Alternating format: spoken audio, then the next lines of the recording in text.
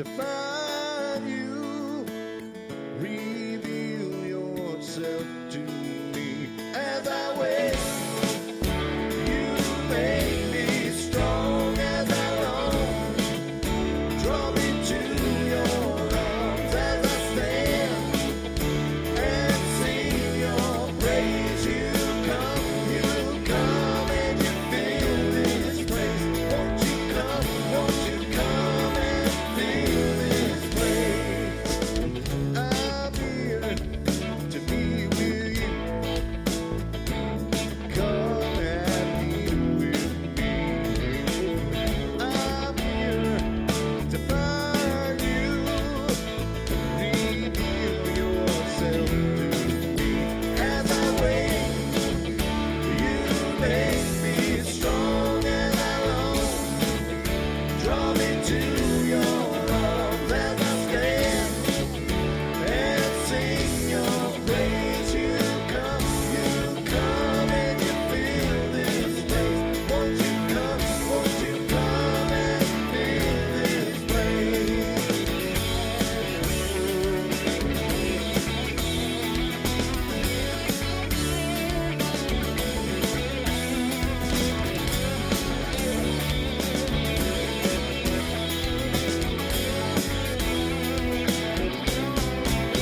As I wait, you make me strong as I long. Draw me to your arms as I stand and sing your praise. You come and you fill this place. As I wait, you make me strong as I long. Draw me to your arms as I stand and sing your praise. You come and you fill this place. Won't you come and fill this place? Lord, come and fill this place. I'm here to meet with you. Come and meet with me.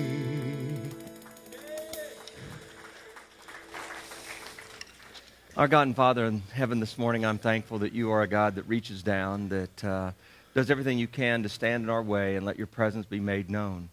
And Lord, I'm sorry for the times that it appears like you're out to somehow or another to hinder our life and our enjoyment, that we get the wrong idea, and it seems that you oftentimes get portrayed as just a bunch of rules and regulations instead of the relationship of love that you really want and your great desire to see us have everything that life really has to offer instead of the things that would hurt us or harm us either now or in the future. Thank you for these that would come and be with us today, Lord, and we do, as the song said, ask that you'll come and be with us. But the neatest thing is, Lord, I pray even more. You've already promised you'd never leave or forsake, that you are everywhere, even in nature itself. And we thank you for holding back the rain today. Might you bring the sun out even more. But, Lord, most of all, may we be aware of your presence, not only here today, and not because you dwell in church buildings, but because you dwell in the hearts of men. Help us to be aware that you want to spend every day with us and every moment of the day, and that we might be able to find ourselves delighting in you and understanding, God, your great love for us. And Jesus, that love poured out for us with your blood on the cross, and God, you resurrecting him from the dead to show us that even we can have life, although our sins have been death to us, that you can bring us back. So I pray today, Lord, for all involved, for our guests and our visitors that would be here with us, Lord, for the family of God here at Branches, for the worship team, Lord, may they truly lead us in the worship to you. In Jesus' name, amen.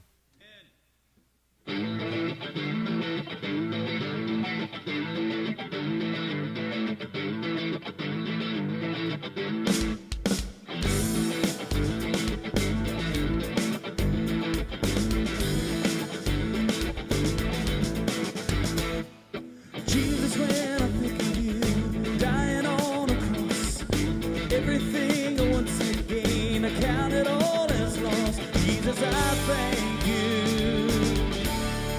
Jesus, I thank you.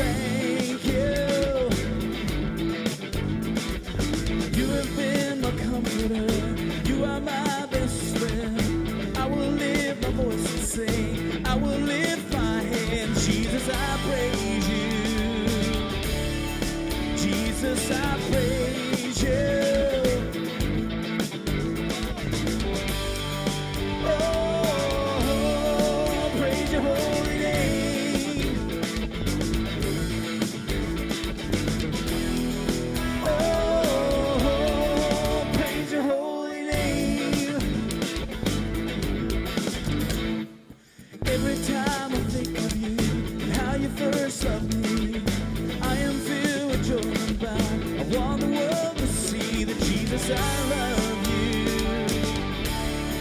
Jesus, I love you.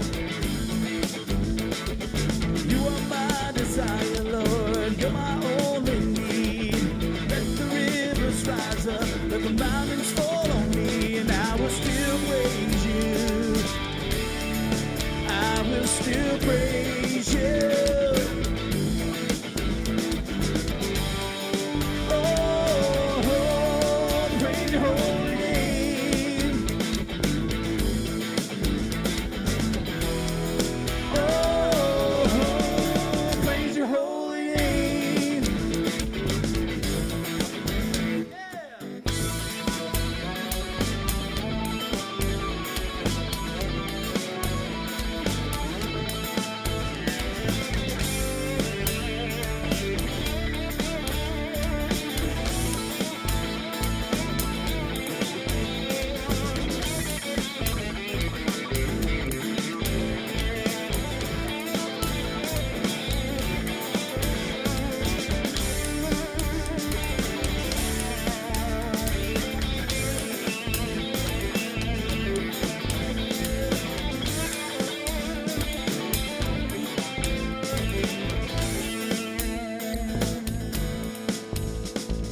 Every time I think of you, how you first loved me, I am filled with joy unbound. I want the world to see that Jesus, I love you.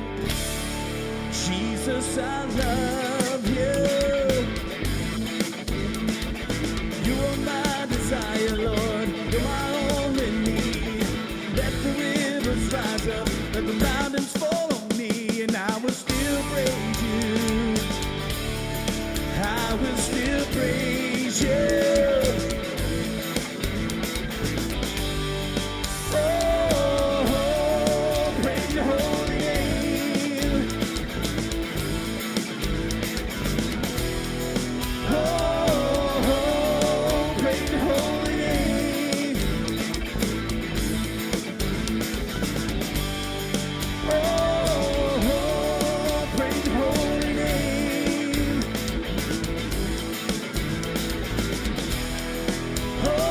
Oh, praise your holy name.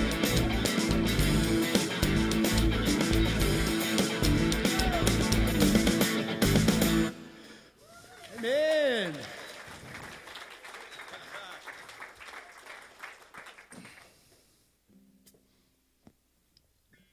I love you guys.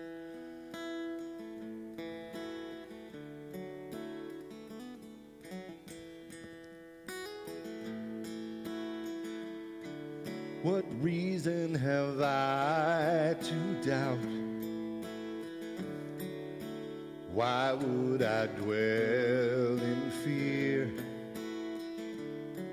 when all I have known is grace? My future in Christ is clear. My sins have been paid in full. There's no condemnation here. I live in the good of this. My Father has brought me near. I'm leaving my fears behind me now.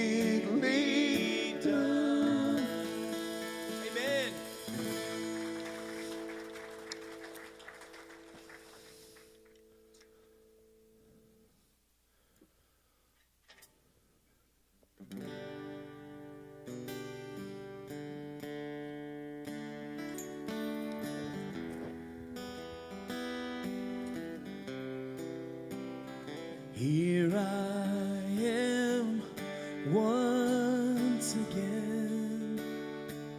I pour out my heart, for I know that you hear every cry. You are listening. No matter what state my heart is in, you are faithful to answer. Your word's ever true, and a hope that is real.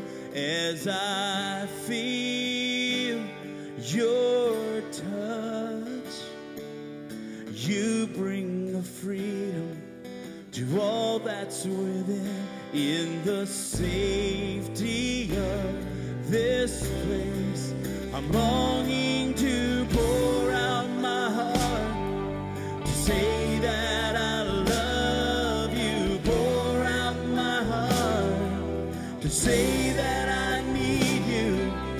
Pour out my heart, to say that I'm thankful. Pour out my heart, to say that you're wonderful.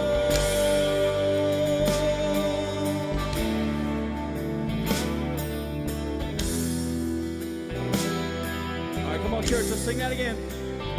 Here I am once again.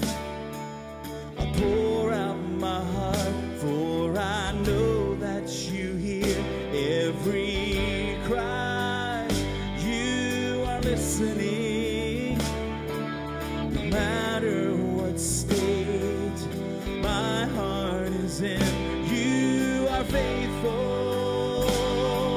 to answer. Words ever true, and the hope that is real. As I feel your touch, you bring the freedom to all that's within. In the safety of this place, I'm longing to pour out my heart, to say that I love you. Pour out my heart, to say that I need you. Pour out my heart, to say that I'm thankful. Pour out my heart, to say that you're wonderful.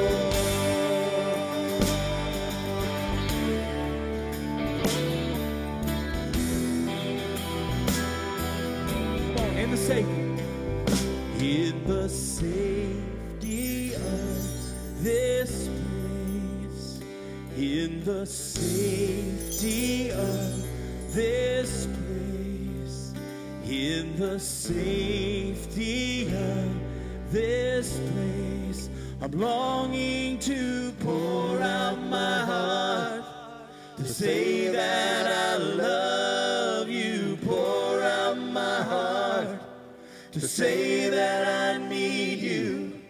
Pour out my heart, to say that I'm thankful. Pour out my heart, to say that you're wonderful. Pour out my heart, to say that I love you. Pour out my heart, to say that I need you. Pour out my heart, to say that I'm thankful. Pour out my heart, to say that you're wonderful.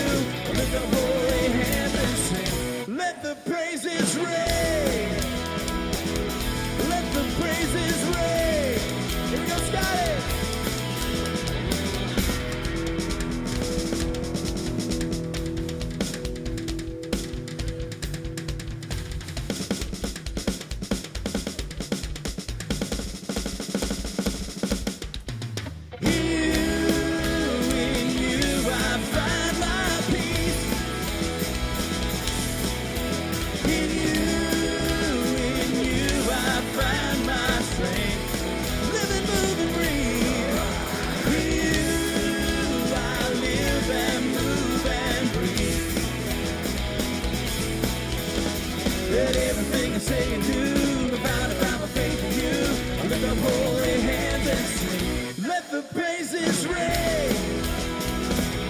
Let the praises ring. Let the praises ring. Let the praises ring. Let the praises ring.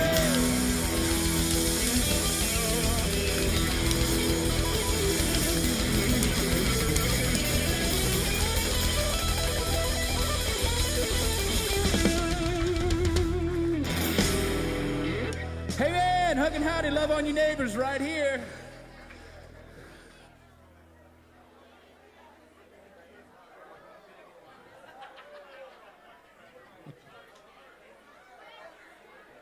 Pour out my heart. He just talked to me.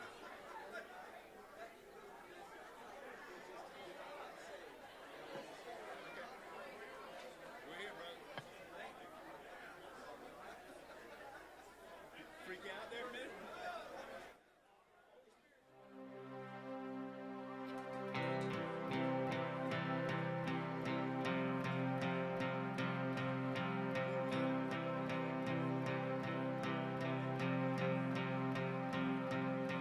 Come, come to the water, all who are thirsty, come and be filled.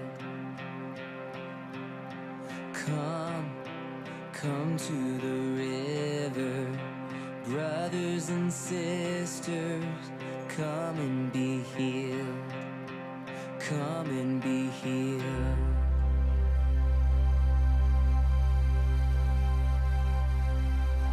We believe in the kingdom come. We believe in the risen sun. You bring our hearts to life. Lord, we come with our hands up high. We believe you will satisfy. You bring our hearts to life. You bring our hearts to life. We are alive.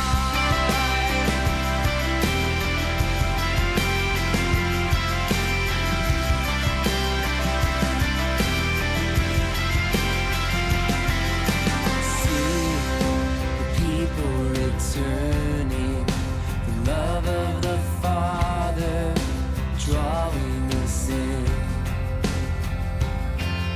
See salvation coming, Jesus our Savior, light of the world, light of the world. We believe in the kingdom come. We believe in the risen sun. You bring our hearts to life. Lord, we come with our hands up high. We believe you'll satisfy. You bring our hearts to life. You bring our hearts to life. We are alive.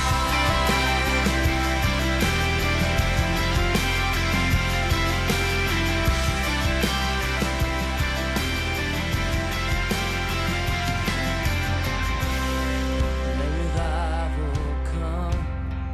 Let the people sing the glory of your name. Let revival come.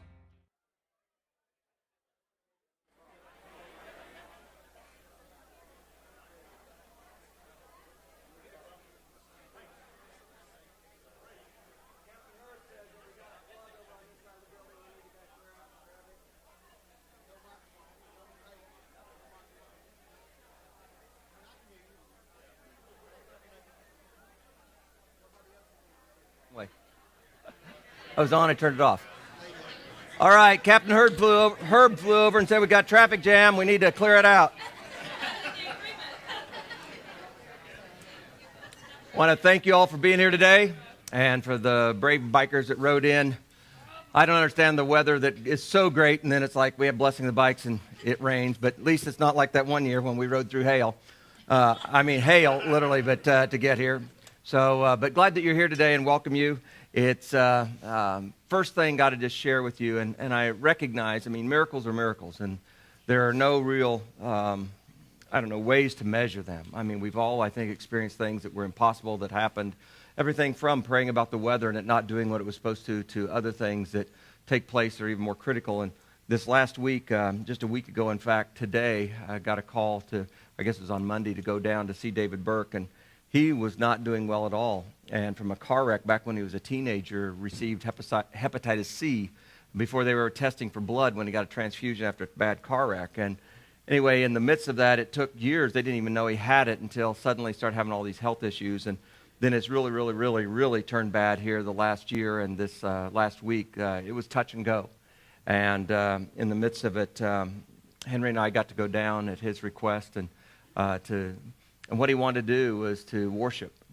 It's really kind of cool, but it's really kind of scary because it's like, uh-oh. And I don't do last rites like some do, so I make some people nervous when I come in that are Catholic background, like half of you are here, So when I come in, it's like, uh-oh, what'd they tell you that they didn't tell me? But no, he wanted us to pray and to worship, and so I did the praying. I let Henry do the worship because the other way around doesn't work very good. And in it was just so cool watching a man that was absolutely just devastated with a blood infection and one thing and another like that, and with the liver shutting down, just a bloated nature and everything, and not feeling good at all. But to watch him, as Henry sang, raise his hand, the tears running down his cheeks. And I knew from that passage that I've shared with you before from Thessalonians, it said that in all circumstances, good or bad, is what it means, is we give thanks. And we do it because that's God's will for us in Jesus Christ. And so afterwards, I asked David, I said, I'm curious about one thing. I said, how was the pain while you were worshiping? He said, it disappeared. And it's just so cool, and I encourage you with that's what can happen when we realign our focus and we put it on God. He is there for those of us that believe, and even for anybody that doesn't believe, he's still there. But you can experience him. Sorry about that, Scott. I didn't mean to spit that far on you, but you can you need the sneeze shield.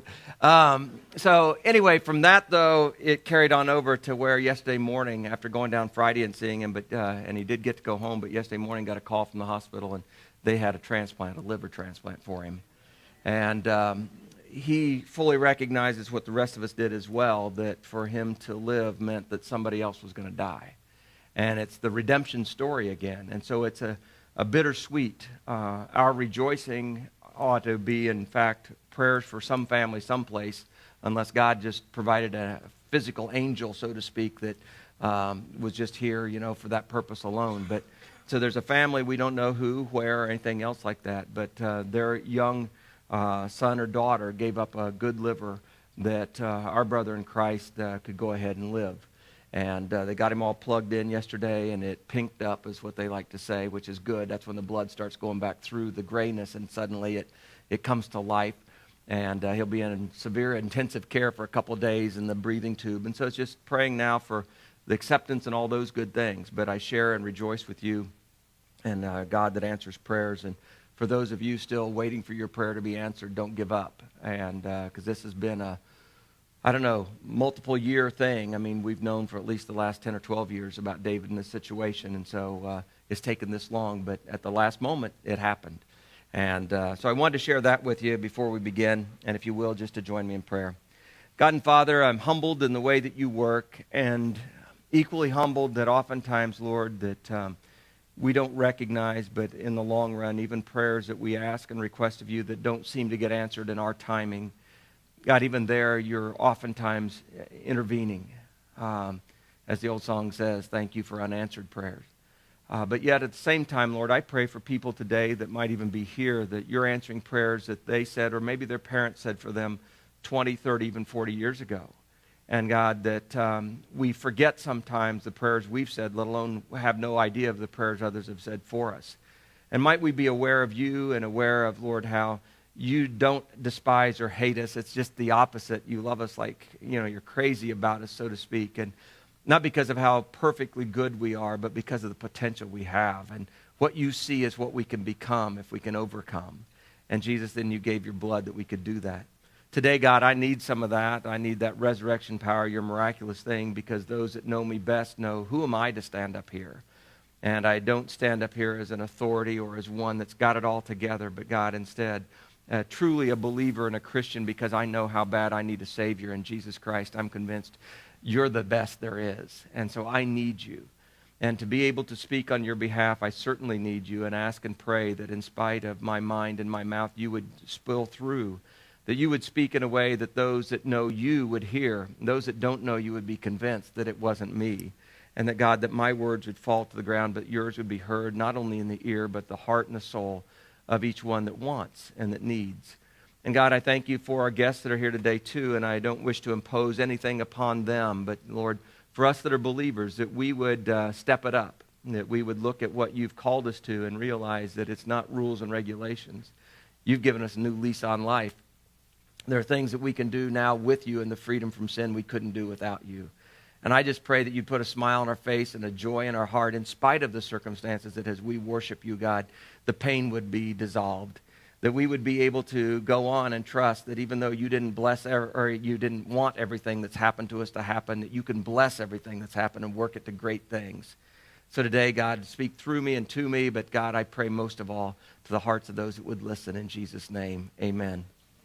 The series that we're doing right now is taking a look at the body of Christ, the church, and that the Bible itself compares it to a body. You got one body with many parts, and not all the parts are the same, and they need each other and one thing like that. But typically, I feel like growing up in church that we kind of presume, well, of course I'm okay. It's all those other people out there that really need God.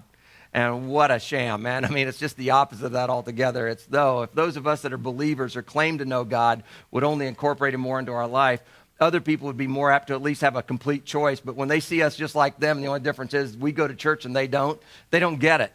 But if they see change in our lives and change in the way that we act and react to things, then they begin to believe maybe there is something to this God thing. And so that's what we're looking at is, as an individual, how am I doing with Christ, incorporating him into my life and my lifestyle? As a church, what are we doing? Are we fooling ourselves? Are we a good luck club? Or are we really sincere and serious about doing it?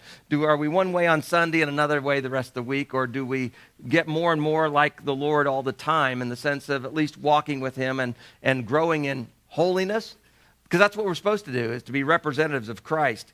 Anyway, within that, then, there's one area that surely comes through that if you're going to change, it will show up first, and that's going to be with this thing we call our mouth. And so as we look at what kind of a shape our body is, it's time to stick out your tongue and say, ah. Now, when doctors do that, my understanding is when they stick out that tongue that it's not just because that's one thing they always do, but even as little kids, I think we learn pretty early on, though, that when you play doctor that you stick out your tongue, right? And so, where do they get that from? Because every time they go to the doctor, that's what he wants them to do. And then the stethoscope and maybe looking in their ears and one thing or another like that. Well, doctors really can tell a lot about the color of our tongue, one thing or another that's going on. And looking down through, and for those of you that are strong, James in chapter 3, if you want to turn to that, we'll take a look at that. But man, the amazing thing is, and it's difficult, at least what I was able to Google, to find out what, in a complete and consensus, that what's the strongest muscle in the body. One of the ones, size for size, pound for pound, is the tongue.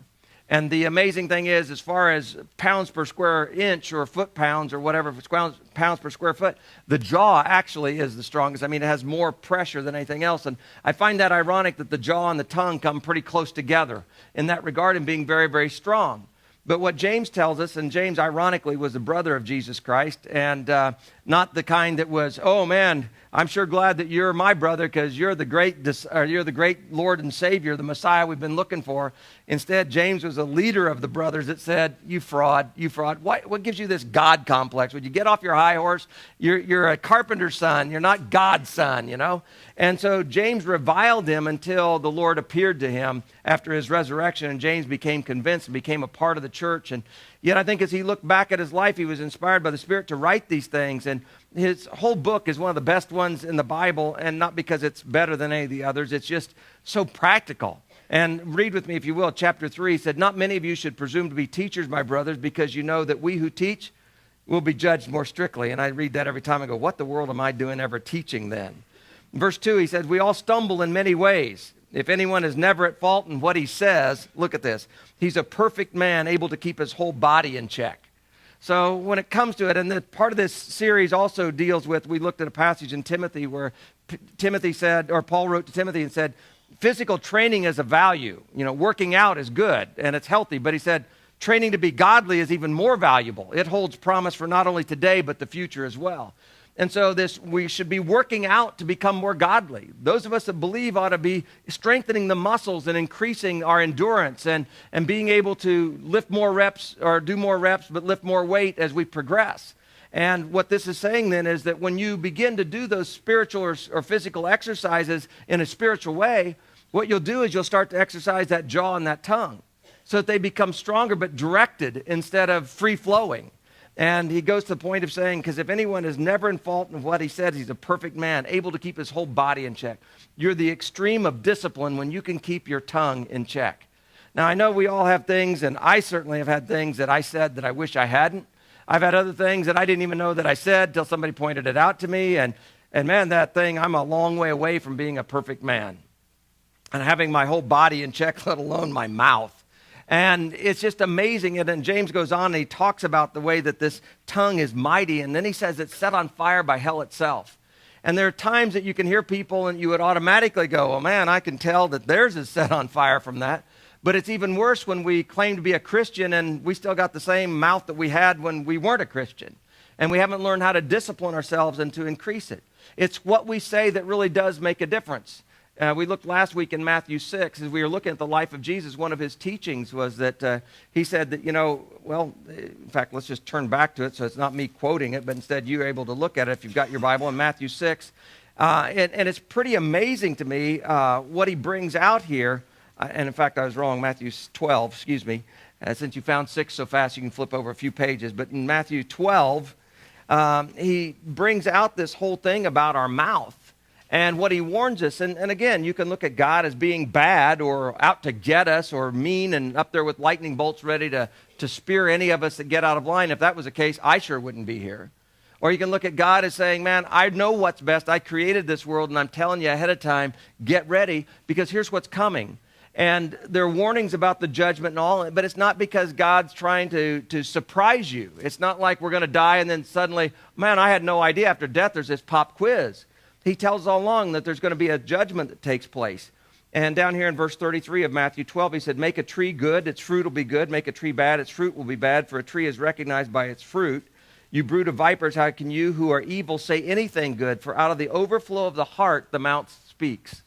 So really, we get the telltale sign. It's not just trying to witness for Jesus. It's, in fact, what we speak shows what's going on in our heart. And that's why when we become Christians, it ought to change the way our mouth works.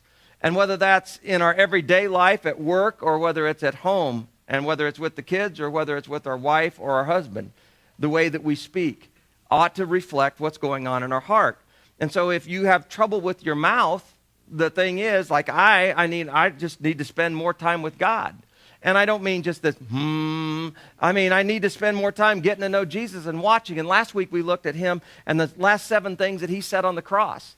And it was amazing that here's a man writhing in pain, perfect, hadn't done anything wrong, kept his mouth in check, but even as he's dying, he didn't let loose.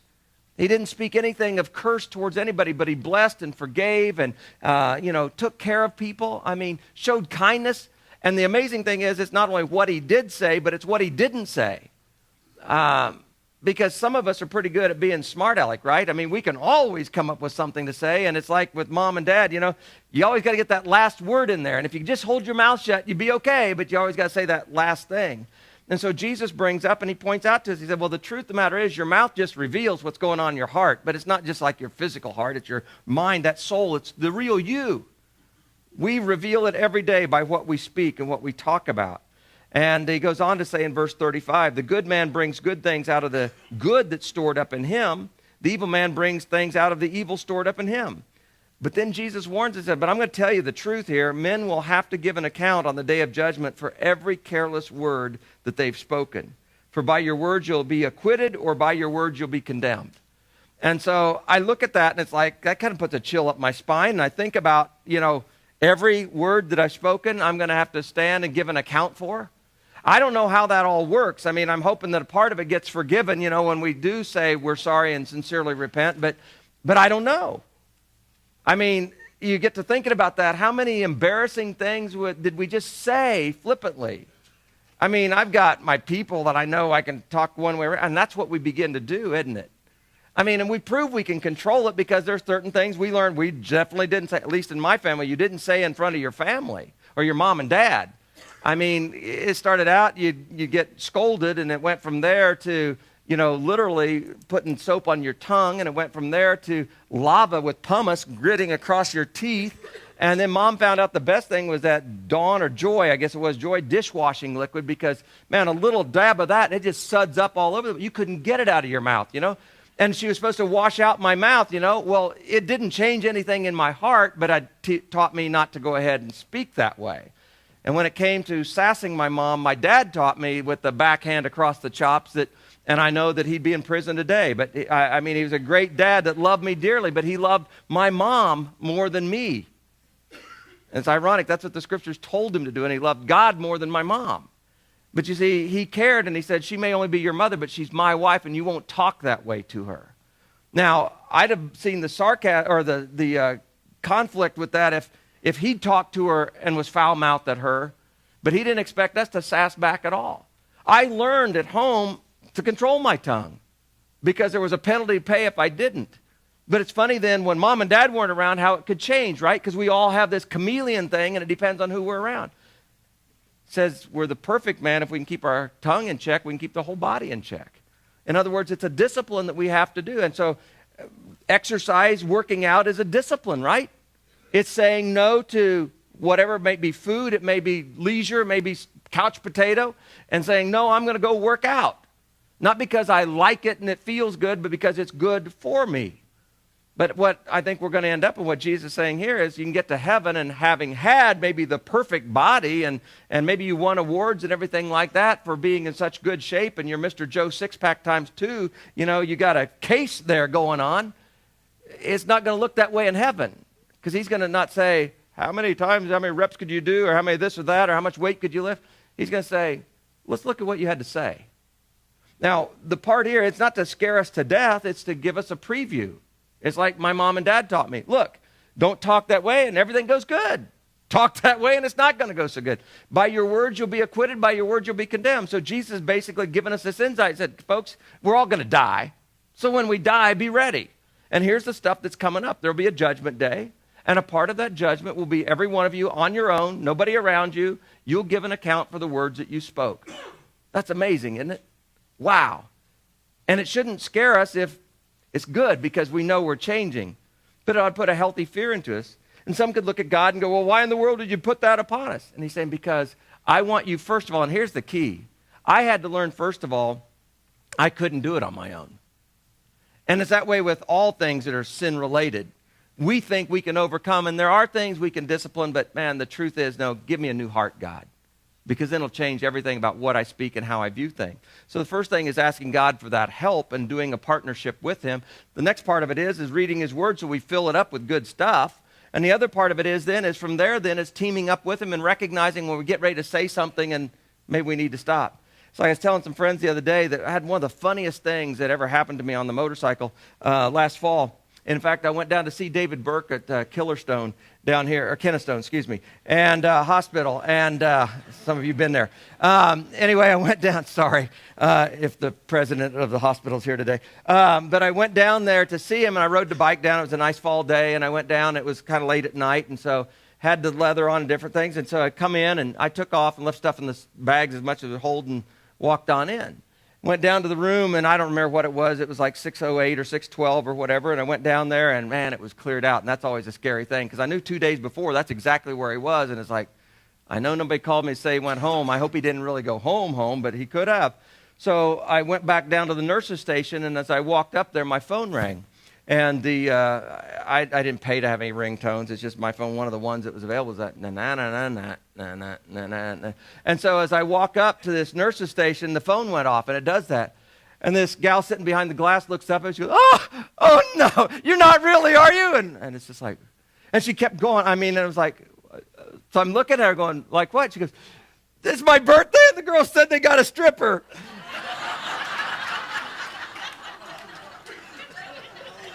Whatever I said next was going to be very important, wasn't it? I thought about having some fun, so I just did. I said, no, I'm a pastor. I came to see the guy down in 608. Now she's embarrassed, and she's down below the desk and go, I am so sorry. And I said, I'm just glad you thought I could. That's great. So there's some weird stuff that happens at times, but it's what we say that does, in fact, make a difference, and it has to do. The amazing thing is, you look back at life, and those of you that have had children, had the privilege or whatever of having children, isn't it amazing? You get them, and it's like you're counting the fingers and the toes and looking at them and just imagining all these things, and it is miraculous. I mean, I haven't had to have my own to be just totally amazed with a baby, and several of you have, let me be privy to just being there shortly after you had your baby, and it's just so cool. But I know from parents that one of the first things that they start doing is suddenly changing what? Now they talk. Do all this little goo-goo gaga stuff, and it's like, whoever told mom and dad, this is the way you talk to babies? But we all do it. We do that weird stuff with them and everything. But I know in the heart of parents, you can't wait. And it's funny watching mom and dad see with the race going on, who's the baby going to say first, mama or dada, right? So it's this competition that's going on. I know they just said it. And it's like, no, they didn't. They belched. It wasn't that they were speaking at all, but we're anxious for them to speak. And then they start saying the words. And the next thing you know, you're praying, dear God, why was in such a hurry for them to talk? Because then it's the why and the why and the why and the why and the why and the why and the why and the why and the no. And so, but it's funny how we can't wait for them to talk. And I wondered myself, I thought, when we're newborn in Christ, I wonder if he's the same way. Not does he do the baby talk stuff to us, but I just wonder, I thought, is he in eager anticipation now that he knows that we're a child of God and a son or daughter of God? I wonder if he's just can't wait to hear what will come out of our mouth. And then when what comes out doesn't reflect that we're his at all, I wonder how it disappoints. You see, what we'd say does make a difference. The way we say it makes a difference, right? And it's weird, and I think that the devil does wind us all up with life, and we're so busy and hectic and got our schedules to keep and all this other stuff that we lose sensitivity. And instead, our heart really does spill out because we don't have a lot of self-control, and we run at a 95% stress level, and all it takes is one little thing or somebody say something or pull out in front of us, and we lose it because it shoves us past that 100% of control or past that 100% of stress, and we lose control. And man, it's amazing what pukes out of our mouth, right? How, whether it's to our kids or even worse yet, to our spouse, how the very person we claim to love stood before God and other people saying, I give you my life, and how we can turn around and speak such cruel things to them. That's what's cool. If you go back and read with James, you begin to say, man, with me at least, it is set on fire by hell. Where in the world does this stuff come from? And what it should do then isn't just get us scared and say, I just give up, then there's no use me even trying to be a Christian. Instead, it ought to be, Lord, I really do need your help, because if anything good's going to come out of this mouth, you've got to change it. And part of that change is reducing the stress level, and a part of that change is not just quit doing this. That's one of the biggest mistakes that I think I've heard preachers say, and I've even probably been guilty of it, is telling people, don't do this. But it's not that. It's really what the Bible does is it will point to something and say, this isn't right, but do this in place of it. And so if you want to change, that's the way it happens. It doesn't happen just because you think I'm going to quit this. No, it happens because you pick up a new start. I'm going to start doing this. I'm going to apply it in this direction. So today I want to look at some things. Before we do, let's go over to the book of Luke chapter 6 and see here with Jesus. So on this Matthew 12, we saw Jesus said, hey, just be aware of this. There's a test coming and a judgment coming. You're going to be held accountable for every word that you speak, or every idle word, some of the translations say. But it's basically you're going to be held accountable for it. But the good thing is the words that come out of your mouth can also acquit you, meaning that I once was this, I was lost, but now I see. Was dead, but now I'm alive. But over here in Luke chapter 6, look what else he had to say in the Sermon on the Mount. He said, verse 27. But I tell you who hear me, love your enemies and do good to those that hate you. And then this is the one that I think really applies. Bless those who curse you and pray for those who mistreat you. Now it made it worse, didn't I? I was going to try to give you this positive thing. Don't do this anymore. Don't use these words or say these things. but instead start doing this. But it is. You as a child of God, when you receive Jesus Christ and the Holy Spirit comes into your life, you now have the ability to bless instead of curse. And that's where your words can begin acquitting you. It's what Jesus did do from the cross. He didn't speak hatred and he didn't go ahead and speak judgment, but rather instead, God, just forgive them. They don't know what they're doing. And I take it that he did it in a way that really impacted, that it was one of those things that it was, the people that were around received it. Not at the moment, but later on, how much it meant to them. That how come? Even these Roman centurions that were familiar with death, that gambled for his clothes on the cross, they backed away from him and said, this is the Son of God. Nobody dies like this. And so our words have an effect. And what I want to encourage you is, or at least the words of Jesus, what they encourage me to do is, man, what would happen if we would become, and I shared this on a Wednesday night a few weeks ago, and I know it's not good English, but if we became blessers instead of cursers, what would happen just if our church, if we decided, the ones of us that go here, decided in my life, God, with as much help as you will give me and as much I have this determination, I want to become one who blesses others and I never want to curse again. And there's the cursing that we know is using God's name in vain, and that's a big no-no. And then we got certain words that I think we hold pretty high on the thing that we wouldn't want our kids saying to get them in trouble at school. But then there are just these other things that they don't even use nasty words. It's the way we say it. It's the venom that spills out and the sarcastic tongue that we use. And there's plenty of ways to bless. And it doesn't mean you got to be sweet Polly purebred and everything comes out, sounds like, the flute's playing in the background and daisies all over the place and birds chirping. It's not that. It's just the fact that really, really what the scriptures say is you are a strong individual. You've got it tight when you're able to go ahead and in the face of adversity see past that and go, here's what my choice is. Yeah, I know what I want to say. And nobody loves a smackdown better than me. If I'd have been Jesus, there's all kinds of things that I'd have said along the way. But he chose not to. So we don't need another smart aleck or we don't need another smackdown. Jesus said, with my strength, you can become those that are able to bless. And not just the normal people that you like. You can bless your enemies that curse you. And he's saying, instead of reviling them, instead of coming back against them, I just want to encourage you, bless them back. Now, some of us have tried that, haven't we? And our blessings, it's amazing how sometimes they come out, isn't it? Oh, may God bless you. It's like, that's still a curse, folks. You can't just use the word bless and it makes it okay. It's just like you're still going to be held accountable even though you turn gossip into a prayer request. Or just because you say bless her soul before you talk about her doesn't make it okay? It's these things. And so it's going to take a lot of retraining because we're so used to shooting from the lip that we're not used to stopping and thinking before we speak. But Jesus said that we can bless those. He said then it turns into from there that if someone strikes you, you can turn them on one cheek, turn them the other also. If somebody takes your cloak, don't stop them from taking your tunic too. Now, I'm in line to say, I'm glad we don't wear tunics anymore. No problem. But how do you do this?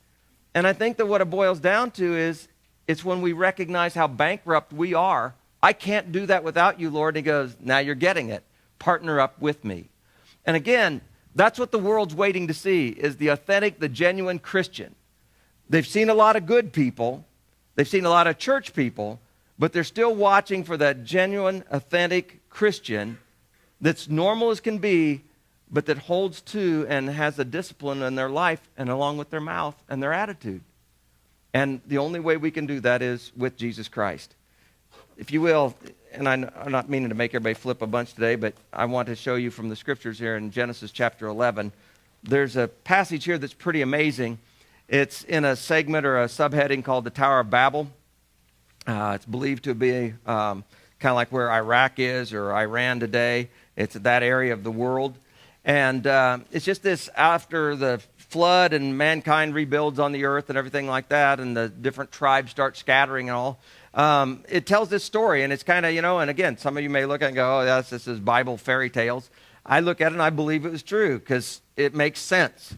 But it says in chapter 11, verse 1 of the book of Genesis, now the whole world had one language and a common speech. As men moved eastward, they found a plain in Shinar, and they settled there. They said to each other, come, let's make bricks and let's bake them thoroughly. And they used brick instead of stone and tar for mortar. And they said, let's build ourselves a city with a tower that reaches to the heavens, that we may make a name for ourselves and not be scattered over the whole face of the earth.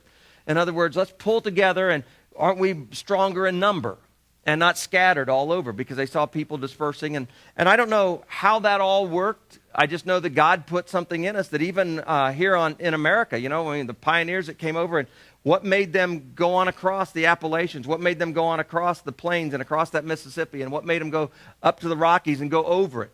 The stirring inside. But these guys are saying, no, why don't we just build up our forces and let's show how big we are by getting this tower? And I mean, it's like driving downtown Atlanta. You can't help but look around, or at least I can't, and see the quote-unquote the buildings and the skyscrapers, and there's stuff that we marvel at and which one's the tallest and all. We were all captivated there a few years back, 10 years, 12 years ago now, I guess, when the towers fell, the Twin Towers fell in New York City, because those were huge buildings with steel, and wow, look what could bring them down. And so they decided to build this big tower. Verse 5, that's what I want you to see. But the Lord came down to see the city and the tower that the men were building. Now, I find that ironic, and what does it mean he came down? I don't know. He did. And he wanted to see it and what they were building. But notice this. This is the thing that out of it, not talking so much about the tower and how big it was or anything, but notice what God says. If as one people speaking the same language they've begun to do this, then nothing they plan to do will be impossible for them. So come let us, which I believe let us is God the Father, the Son, and Holy Spirit, go down and confuse their language so they'll not understand each other. And he scattered them. Now, I'm not here to debate you why God did this and all. It's why we have all the various languages, and I had the privilege of going on some mission trips, and I've had even in our country here the frustration with communication. When somebody speaks a different language or a different tongue, which is literally in the Greek is the word for language, when they speak a different tongue. It's hard to understand, it's hard to convey too, and God did that. I don't know why, but I do know this, that he's the God that said, if as one people speaking the same language, nothing they plan to do will be impossible. And so as we think about what not to do that Jesus warned us about, but we also then turn around and we replace it with what we should do, as we think about it, just imagine what would happen if one church or if all the people that claim to be Christians would come together and say, you know what, we need to speak with one language, and that language is blessing. And I'm not talking about this sugary, syrupy kind of bleh thing that happens, but I'm just talking about holding our tongue and making sure that our words count, because we're going to give an account for them. So instead of saying, as Mom used to say, it's better not to say anything at all, right? If you can't say anything good. So if you can't say anything that's worthwhile, then just keep it. But that takes a lot of self-control or spirit control. But I look at this and I want you to realize, if we that claim to believe, completely discounting the rest of the world and all the ones that claim there is no God and everything like that. But if we that claim to believe would change this way, and as one language or one tongue, we became those that blessed in a variety of languages, but all the Christians around the world joined together, I can't help but think it would make a difference. And I'm not trying to be some Pied Piper that if I could just bring everybody together and we could sing that old Coca-Cola song, I'd like to teach the world to sing in perfect harmony. And I won't sing for you, but, I'm not saying that. I'm just saying the impact. And so I'd like to challenge at least those of us that are part of branches here is, let's try it for a week. I can't make you, I'm not going to have a paper for you to sign up, but I just want to challenge you for 1 week, no cursing. That means no God's name in vain, no words that you wouldn't say out loud in church, but no rebukes or a response that aren't loving and worthwhile. Let's try it and see. Let's see how it changes you at least, or me, and me applying this to my life. But that means I'm inviting you then, if you hear me say something, to remind me, you said, because I'm telling you, we all do it so blindly, we never even stop and think. And it means that as husbands and wives, if you tell each other you agree to do it, and there's no reason to commit to it if you're not going to tell your spouse, right? But if you agree that, hey, this week, I'm going to give 1 week to God, I'm going to try this, I'm going to try to not speak the overflow of my heart, I'm going to ask God to fill my heart with something new, and I want to speak blessing with a good attitude. What's the worst thing that can happen? You screwed up once instead of 101 times? You became aware of it and you worked toward it. and you have to make an apology to God or to somebody that you committed to, but man, think about the good that it can do. I mean, the households that could be changed, schoolrooms that could be changed, places of business that could be changed if we just change the way that we speak. Now, go on right in your Bible from the book of Genesis over to one called Numbers. Genesis, Exodus, Leviticus, Numbers, so about 3 books over, chapter 22. And I want you to see, because again, here's, if they speak as one language, look at the good that can be done. There's nothing that would be impossible. I mean, we could change the world, is what it's saying, and that's what the book of Acts basically shows that those people did. When the disciples were persecuted, I mean, when they were beaten like Jesus was with the whip, they turned around and blessed instead of cursed, and they continued to speak, and they rejoiced. They were happy, and the number grew, you know. So it didn't extinguish the church or muffle it. Instead, it just made it louder. People began to see there's something about these Christians. It's crazy. Here in Numbers 22 is an interesting story some of you may have heard about. Some of you have probably often used the phrase and didn't know, because instead of donkey, there's another phrase that I won't use today that I grew up hearing on the farm. But there's this guy that's got a donkey, and what chapter 22 kind of unfolds is these Moabites and the king of Moab. They saw the Hebrew people, the Israelites, after they left Egypt, and they thought they were kind of like out of the Egyptians, but as they came across, it's this huge throng of people, and it's believed to be about 4 million people that left Egypt, and they saw them as these people that just devoured everything that was in them. And when they did it, I mean, you can read that in chapter 22, Numbers 22 and verse 4. The Moabites said to the elders of Midian, "This horde is going to lick up everything around us as an ox licks up the grass of the field." And speaking about tongue-tied, that would be easy to get tongue-tied over. But they looked at him like this big ox out there. They're just licking everything up. They're going to take our crops, drink all our water, eat all our food. You know, there's nothing going to be left. And so we've got to do something about that. So verse 7, the elders of Moab and Midian left, taking with them the fee for divination. And when they came to Balaam, they told him what Balak had said. "Spend the night here," Balaam said. Now, Balaam's this prophet, but he's not like the normal prophets we see, like Samuel and some of the other guys that God used. He's connected, and he speaks on behalf of God, but he was a shyster, man. I mean, because what they're doing is they're coming to him and say, "I know if you say it, it'll count, so we'll pay you a fee, and here's what we'll give you if you'll curse these people, these Israelite people." And so, anyway, they brought him the fee, and they told him what they want to do. Verse 8, he said, Balaam replied, "Spend the night here, and I'll bring back the answer the Lord gives me." So the Moabite princes stayed with him.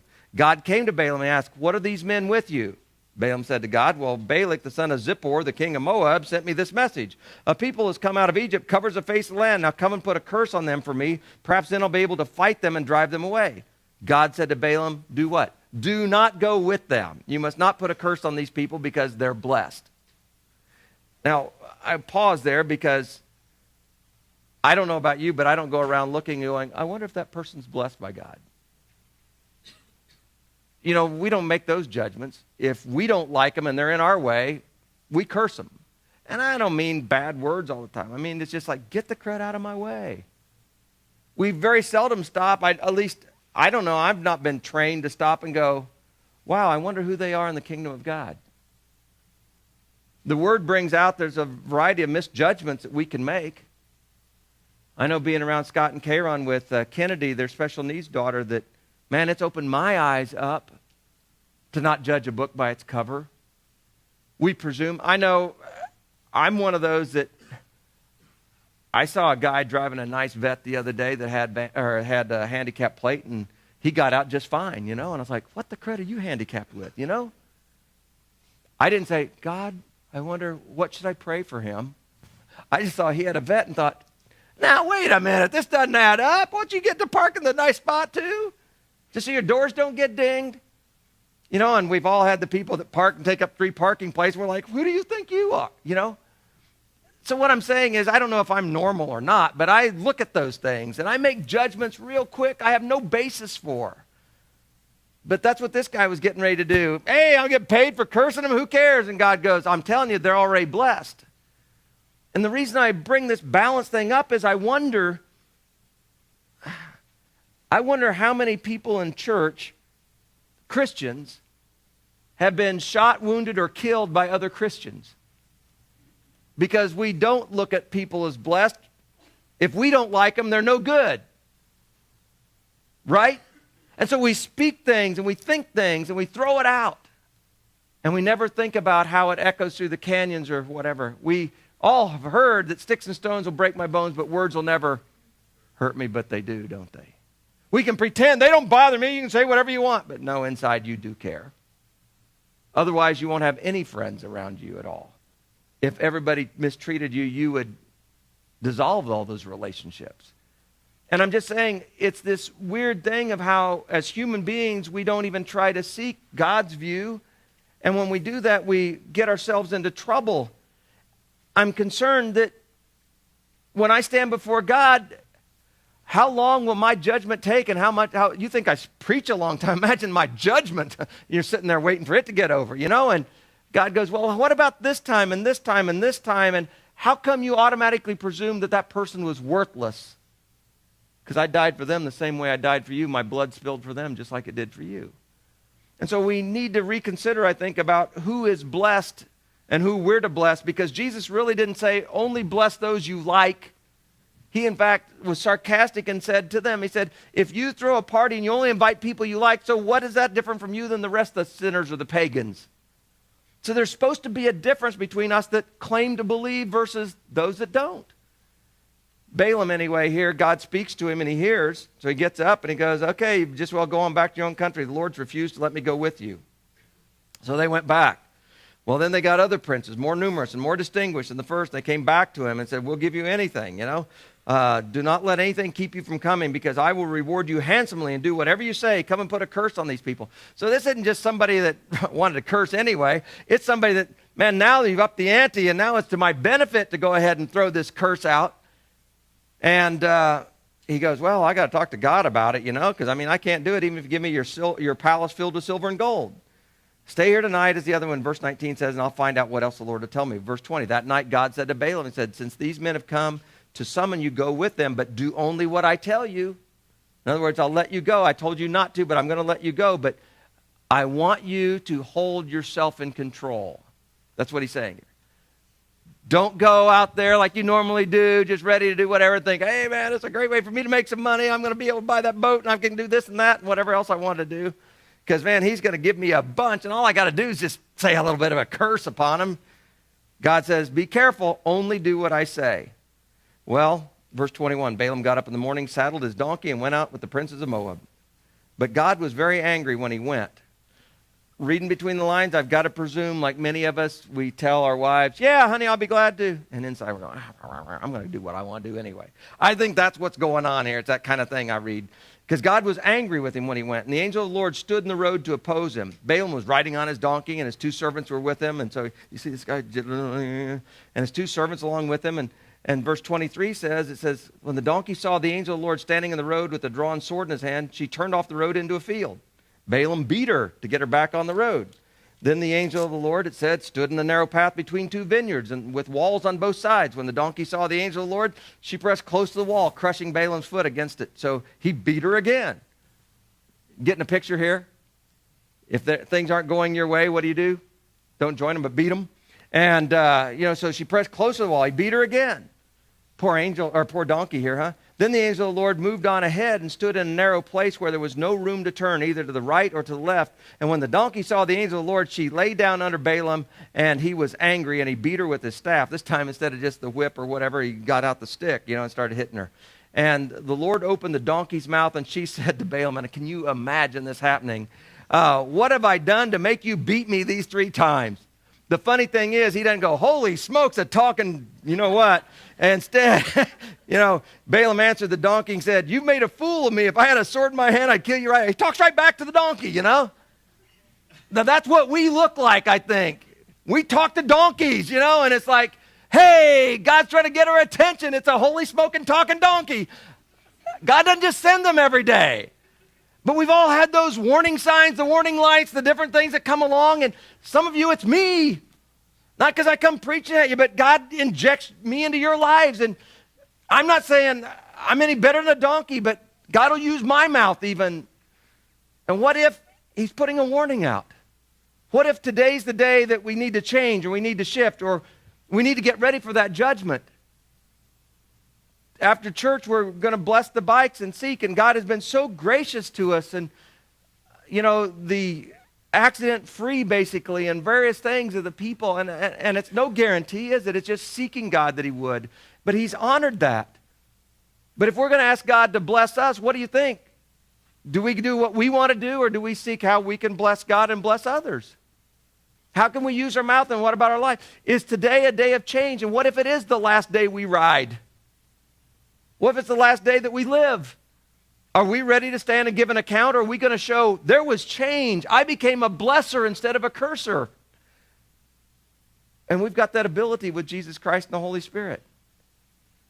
The angel of the Lord goes on to say, he spoke back, I'd kill you. And the donkey said to Balaam, am I not your own donkey, which you've always ridden to this day? Have I been in the habit of doing this to you? It's like a car that starts every time you go out to it and everything, and suddenly it doesn't, and you start pounding the steering wheel and slamming the hood and this and that, I think the car would go, what the crap did I do to you? What's going on here? You got a bad battery. It's not my fault. You tried to, take it way past what it should have. You left the radio and the lights on and everything else, If your battery goes down, it's not my fault. Tire goes down, it's got a nail in it. But we curse and kick, and it makes our whole day bad, and we curse everybody else that gets... Isn't it weird? The chain reaction, the dominoes that can begin to fall. And God's saying they can go this way or they can go this way. You want to bless or do you want to curse? But I don't know about you, but my tire has never pumped itself up just because I kicked it. My battery has never recharged because I spoke to it or because I pounded on it. Get a bigger hammer, But there have been times when the frustration of whether it's changing a tire or doing something else, how many of you can relate with this? In the frustration of doing it, you get rammy-jammy, and that's just my term for Julie, who, punches the buttons on the phone, but it's just the way she does it. It's just, you don't just have to touch them. You got to punch them, and you get rammy-jammy about things, and it's like, sometimes you make things worse, don't you? Ever stripped out a screw or a bolt because you're going the wrong way, and it's like, oh, I forgot. Righty, tighty, loosey, lefty, loosey, You forget, and you do dumb stuff because what? Rage begins to build, stress. It's not working the way that you thought. And I look at this and I'm like, I wonder what would happen if God allowed our inanimate things to speak to us. How many things would our house tell us about ourselves? And do we really want God to do that or not? Or can we read the word and say, that's close enough. Don't let my car start talking to me. My fear, it might start telling other people what I do. Bad enough what I've done to it, but it might tell other people what I do. It says, have I been in the habit of doing this? No, he said. Then the Lord opened Balaam's eyes, and he saw the angel of the Lord standing in the road with his sword drawn, and he bowed low and fell face down. And the angel said, why have you beaten your donkey these 3 times? I've come here to oppose you because your path is a reckless one before me. If you got a Bible and you can circle that one, I would encourage you. I've got it in red because I'm familiar with reckless paths. Kind of that all-out, wide-open type stuff. Oh, well, I can do it. Watch this. We get on reckless paths. And there are things that we might do that physically could harm us, but if we can be reckless with our physical life, what do you think about our spiritual life? I think we can be reckless with it too. I believe in Jesus. He's got to take me. But, grace is grace and it's there. And, hey, I'll just keep on sinning so that grace can abound. How do you feel like that when it's your children? Because you love them. But doesn't there come a point in the time when you say, stop it, and you mean literally stop it? Or there's a penalty. And that's what I'm telling you is that's love. Love doesn't let people do reckless things. Love instead stops and slows down. And all these words of God, believe me, are written from love. But the reason that he's got all these crazy people like me in this Bible that are less than perfect is to give those of us that recognize we're less than perfect hope. That God will use us. But there's some that never, no matter what God did, they would never be used in a good way. They continued and they persisted doing it their way. And so I want to ask you today, is there any chance you're on a reckless path? Claiming Christ with one mouth and speaking curses with the other side. That's the part that I think God wants to get our attention with, and especially as a church. In wrapping up today, and it's past wrapping up time, let me just read to you a few cool things here that the Bible speaks about, all right? I like this one in 1 Peter. Says verse 8, chapter 3, verse 8, it says, finally, all of you live in harmony with one another. Be sympathetic, love as brothers, be compassionate and humble. Don't repay evil with evil or insult with insult, but with blessing, because to this you were called, so that you may inherit a blessing. Because whoever would love life and see good days must keep his tongue from evil and keep his lips from deceitful speech. He must turn from evil and do good. Seek peace and pursue it. For the eyes of the Lord are on the righteous, ears are attentive to their prayer, but the face of the Lord is against those that do evil. Wow. That's kind of cool to do, or to know, isn't it? Who's going to harm you if you're eager to do good? But even if you should suffer for what's right, you're blessed. Don't fear what they fear. Don't be frightened, but in your heart set apart Christ as Lord, and be prepared to give the answer for everyone that asks you to give the reason for the hope that you have. But do this with gentleness and respect. In chapter 4, the same book of Peter, verse 11, it says, if anyone speaks, he should do it as he is speaking the very words of God. If you serve, he should do it with the strength that God provides, so in all things God may be praised. In Colossians chapter 3, verse 17, it says, whatever you do, whether in word or deed, do it all to the glory of God. That's for all of us that are believers. That's not written to preachers, it's to Christians. And so if you're not today, yeah, you're clear off the hook. But if we are a Christian, what about that? Whatever we do. As Henry and the worship team comes up to lead us in this next song, and it's a song that you can choose to sing, stand and sing, or you can stay seated. You can do whatever you want. It's your call because it's your song. It's yours to sing along with. It's yours to pray during. It's yours if you want to come up and pray with somebody, especially if you want to say, hey, come up and pray with me because I want to try that for a week. I want to take the double dog dare thing, you know. I dare you to cross this line. I dare you to say, for God, 1 week I want to be a blesser and not a cursor at all. God, with your strength, help me. I want to invest in people's lives. I want to think before I speak. I want to treat people that I claim to love great, but I want to start treating people that I don't even know that I'm supposed to love better. I want to encourage you in that. And then as we wrap up in the book of Ephesians, I can share with you this passage. It's pretty cool. Chapter 4. I say it's cool. It's not very cool to me at all. But it says, don't let any unwholesome talk come out of your mouth, but only what is helpful for building others up, according to their needs, that it may benefit those that listen. What a challenge, huh? Nothing unwholesome come out of our mouth, only that which is helpful for building up. Man, I mean, it's tough enough to take this challenge for a week in the world, but how about just at home? How many things would change if we just decided that, man, this week, everything I speak, whether it's the dog or the cat, my kids or my spouse, I want to build them up. I want to give them words of encouragement.